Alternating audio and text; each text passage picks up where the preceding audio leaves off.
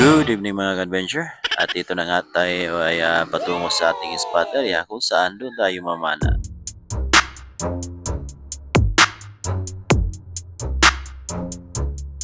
At ito na nga, nandito na kami sa aming spot area at prepare yung aming kagamitan dito upang sa pag night dive ngayong gabi na ito. At ito, let's dive.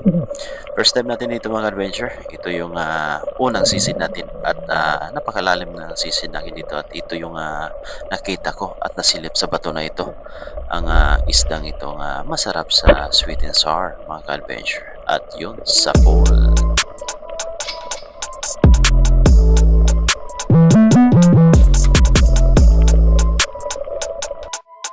Sa pangalawang sisid natin dito mga adventure at dito may nakadikit na kupa or alimukon kung tawagin sa amin or sleeping lobster at yun kuwang-kuwa sa pool sa pagpana natin dito mga adventure. Ang ganda ng patama mga adventure, headshot.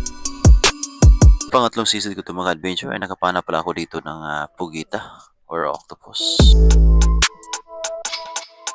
At dito na nga sa may damuhan dito mga adventure, may nasilip at may nakita ako ito malaking isda dito mga adventure. Ayun, sapot.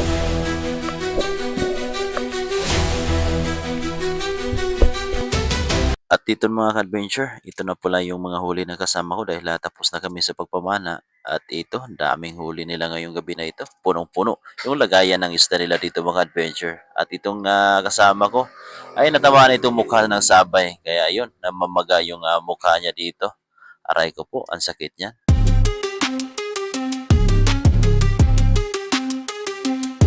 At dito naman sa kabila mga adventure, nakahuli pala ang kasama ko dito ng malaking kulubutan mga adventure. Ang timbang yata dito mga adventure ay 3.6 Wow! kilos. Grabe, sobrang laki ng mga kumbutan ngayong gabi nito sa paghuli namin dito mga adventure. Grabe, jackpot yung kasama ko dito mga adventure.